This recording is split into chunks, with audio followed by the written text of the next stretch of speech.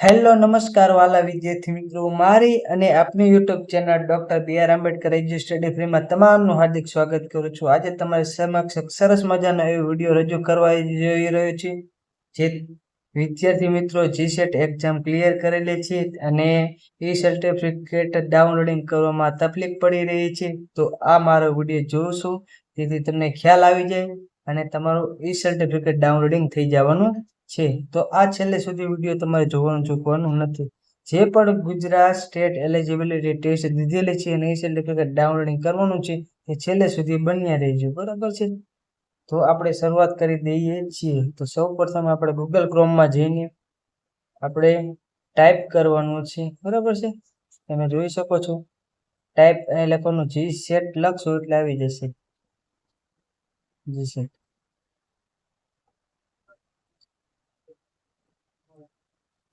તમે જોઈ શકશો વેબસાઇટ ખુલી ગઈ છે. સૌપ્રથમ જે વેબસાઇટ આવે છે એના ઉપર આપણે ક્લિક કરવાનું છે. ત્યાર પછી તમે જોઈ શકો છો અહીં પોતાનું લોગિન કરી શકો છો. એમાં પણ તમારે દેખાડશે. આ તમારે વિગતવાર વાંચી લેવાનું છે. ત્યાર પછી સર્ટિફિકેટ ડાઉનલોડિંગ કરવા માટે એ પ્રમાણપત્ર ઉપર આપણે જવાનું છે. ત્યાર પછી તમે જોઈ શકો છો જીસેટ 2023ની અંદર તમારે ટીક કરી દેવાનું છે. તમારે આવું હોમ પેજ ખુલશે, બરાબર છે. આવું પેજ ખુલશે, તમે વાંચી શકો છો. ફક્ત જે પાસ થયેલા ઉમેદવાર છે તેને ડાઉનલોડિંગ એ સર્ટિફિકેટ થશે, બીજાને થશે નહીં. આ તમે બીજી એક સૂચના આપેલી છે કે જીસેટ પરીક્ષામાં ઉત્તીર્ણ ઉમેદવારોએ એપ્લિકેશન ફોર્મ, પરીક્ષાની હોલ ટિકિટ સાથે શૈક્ષણિક લાયકાત કેટેગરીને લગતા દસ્તાવેજો, ગુણપત્ર, પ્રમાણપત્ર વગેરે ફરજિયાત સાચવવાના રહેશે. જેથી જીસેટ લાયકાત ધરાવતા ઉમેદવારને અધ્યાપક સહાયક તરીકે નિમણૂક આપતા પહેલા ગુજરાત રાજ્યની યુનિવર્સિટી તથા અથવા રાજ્ય સંલગ્ન ખાનગી કોલેજ દ્વારા ફરજિયાત કરવાની થતી જીસેટ પ્રમાણપત્રની ખરાઈ વખતે રજૂ કરી શકાય. એટલે આ તમારા માટે જ છે. જે પણ પાસ કરેલને આ વસ્તુ તમારે ફરજિયાત રાખવાની છે. ત્યાર પછી આપણે અહીં રજીસ્ટ્રેશન નંબર નાખવાનું છે. હું પણ જીસેટ ક્લિયર કરી દીધી છે, હાલમાં તમે કરી દીધેલ છે અને મારે એ પ્રમાણપત્ર ડાઉનલોડિંગ થઈ ગયું છે. મારું તમને પોતાનું ઉદાહરણ દ્વારા તમને સમજાવવાનું છું. આવી રીતના તમે જોઈ શકો છો. હવે આપણે રજીસ્ટ્રેશન નંબર અને ડેટ ઓફ બર્થ નાખવાની છે. ત્યાર પછી તમે જોઈ શકો છો આગળ આમાં રજીસ્ટ્રેશન નંબર નાખશો એટલે તમારો આ પેજ નંબર 1 છે. ત્યાર પછી 2 કેવી રીતના ખુલશે, આ તમે રજીસ્ટ્રેશનમાં નાખીને લોગિન થશો ત્યાર પછીનું પેજ તમને દેખાડવા જઈ રહ્યું છે, તો તમારે ધ્યાનથી જોવાનું. આવી રીતના પેજ ખુલશે. તમારે એક પીડીએફ બનાવવાની છે, બરાબર છે. તમને વ્યવસ્થિત સમજાવી દઉં છું. તમે જોઈ શકો છો 1 નંબરમાં છે ફાઇનલ યર સેમેસ્ટર માર્કશીટ, એ તમે ફરજિયાત જોડવાની છે. ત્યાર પછી caste certificate, ST, SC, OBC જે પણ કેટેગરીમાં ફોર્મ ભર્યું તે ભરવાનું છે. ત્યાર પછી નોન ક્રિમિનલ ભરવાનું છે. ત્યાર પછી ઇકોનોમિક કે ઈડબ્લ્યુએસમાં તમારે લાગુ પડતું હોય તો તમામ છે, તમે લાગુ પડતું હોય તો તમે જોઈ શકો છો. બાકી તમારે અપલોડ ફક્ત શું કરવાનું છે, તમારે ફાઇનલ યરની માર્કશીટ જોડવાની છે. કદાચ ફાઇનલ યરની માર્કશીટ ન આવેલી હોય તો ત્રીજા સેમની અથવા બીજા સેમની ચાલુ ફોર્મ ભરેલું હોય ને જીસેટ કમ્પ્લીટ કર્યું હોય તો બીજા સેમની અથવા ત્રીજા સેમની જોડવી ફરજિયાત છે. આટલું તમારે જોડવાનું છે અને અહીં તમારે લખવાનું છે રજીસ્ટ્રેશન નંબર. અને તમારે પીડીએફ વધારેમાં વધારે 2 MB થી વધવી ન જોઈએ, એટલી બનાવે છે. વધુમાં વધુ 2 MB ની જ બનવી જોઈએ, ત્યાંથી વધુ જોઈએ નહીં. અહીંયા પોતાનું નામ લખવાનું છે. મેં મારું ડાઉનલોડિંગ કરેલું છે તે વખતનું તમને દેખાડવા જઈ રહ્યું છે.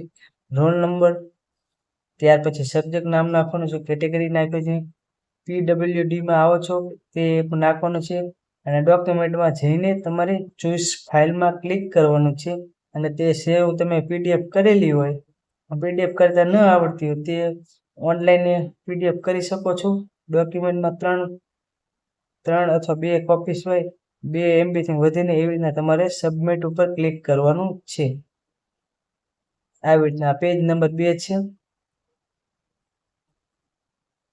તમે ત્યાર પછી તમને અપલોડ કરી દેશો એટલે તમારે ડોક્યુમેન્ટ ડિટેલ અપડેટ સક્સેસફુલી આવી રીતના લખેલું આવશે. તમે જોઈ શકો છો મારો જ પોતાનો ફોટો છે. અને નોંધ એવી લખેલી છે, એક દસ્તાવેજ વારંવાર અપલોડ કરવાના નથી, ફક્ત એક જ વાર કરવાનો છે, પણ યોગ્ય રીતે કરવાના છે. અને વારંવાર બદલાવાની પણ ના પાડે છે. તમે નામ જોઈ શકો છો. વેરિફિકેશન સ્ટેટસ પેન્ડિંગ લખેલું આવે છે. આ મારું જૂનું છે. પછી તમને હાલ જે ડાઉનલોડિંગ થયેલું છે મારું સર્ટિફિકેટ તે પણ તમને દેખાડશે. બરાબર છે. વેરિફિકેશન માટે GSET ની અંદર જાય છે વેબસાઇટમાં, ત્યાં વેરિફિકેશન થઈને આવી અને લખ્યું છે 29 ફેબ્રુઆરી 24 બરાબર 9:25 PM document verification GSET done. 28 દિવસમાં તમારું સર્ટિફિકેટ ડાઉનલોડિંગ ઓછામાં ઓછું 28 દિવસની અંદર તો થઈ જ જાય છે. અને અહીં તમારે અપલોડ કરેલા દસ્તાવેજ જોઈ શકો છો. અને તમે બદલાવા માંગતા હોય, કદાચ તમને એવું લાગે ચોથાના બદલે ત્રીજા સેમની અપલોડ થઈ ગઈ છે, તો તમે બદલાવા માંગતા હોય તો અહીં ક્લિક કરીને ફરીથી બીજી PDF 2 MB થી નાની બને એવી રીતના તમારે અપલોડ કરવાની છે. આ તમે જોઈ શકો છો. આવી રીતના પેજ નંબર 3 છે. વિદ્યાર્થી મિત્રો, 28 દિવસની અંદર તમારું GSET નું આવી જાય છે સર્ટિફિકેટ. તમે જોઈ શકો છો. Gujarat state eligibility test assistant professor બનવા માટે તમે લાયકાત પૂર્ણ કરેલી છે એ તમને દેખાડવા જઈ રહ્યો છું. તમે જોઈ શકો છો state eligibility test for assistant professor, જે આમાં દિલ્હી UGC દ્વારા માન્યતા છે. નોડલ એજન્સી મહારાજા તમે સયાજીરાવ ગાયકવાડ બરોડા યુનિવર્સિટીને તમે જોઈ શકો છો. સોશિયલ વર્કનું છે મારી અંદર મારો સબ્જેક્ટ. અને મેં બંને વર્ષ કમ્પ્લીટ કરી ત્યાર પછી અપ્લાય કરેલું છે, એટલે આ કમ્પ્લીટેડ લખેલું હશે. અને અથવા જે ચાલુ માસ્ટર ડિગ્રીમાં એપ્લાય કરતા હોય અને GSET પાસ કરે તો અહીં નોટ કમ્પ્લીટેડ આવે છે. બરાબર છે. તમને 2 વર્ષની અંદર પછી તમે બીજી વાર તમારે આ ઉપયોગ કરવાના નથી. બીજી વાર અપલોડ કે બીજી વાર એક વાર કરવાનું નથી. આ તમારું ફાઇનલ. આ જો તમે વાંચી શકો છો. ત્રીજો પેરેગ્રાફમાં તમે વ્યવસ્થિત વાંચી શકો છો. અને આ સર્ટિફિકેટ છે તમારો આજીવન માન્ય ગણાય છે. હવે આ સર્ટિફિકેટ ઉપર તમે ગુજરાતની કોઈ પણ કોલેજ, યુનિવર્સિટી, ખાનગી યુનિવર્સિટી, સંલગ્ન યુનિવર્સિટીની અંદર તમે એઝ એ આસિસ્ટન્ટ પ્રોફેસર તરીકે તમે સેવા બજાવી શકો છો. આ ક્રાઇટેરિયા છે. જો તમને મારો વિડીયો ગમતું હોય તો તેને લાઈક કરો, શેર કરો, કમેન્ટ કરો. બરાબર છે. અને આપણે YouTube channel doctor BR Ambedkar એજ્યુસ્ટડીને હાલ જ છે ને સબસ્ક્રાઇબ કરી રાખો, જેથી તમને આવા અવનવા વિડીયો તમને એજ્યુકેશનના મળતા રહે. જે તમારી તકલીફ છે એ મારી તકલીફ છે. બરાબર છે. એટલે બને ત્યાં સુધી જે તકલીફ પડે કમેન્ટ કરજો, જેથી મને ખ્યાલ આવે એ પ્રમાણે હું તમને વિડીયો બનાવીને આપીશ. તો થેન્ક યુ. જય ભીમ.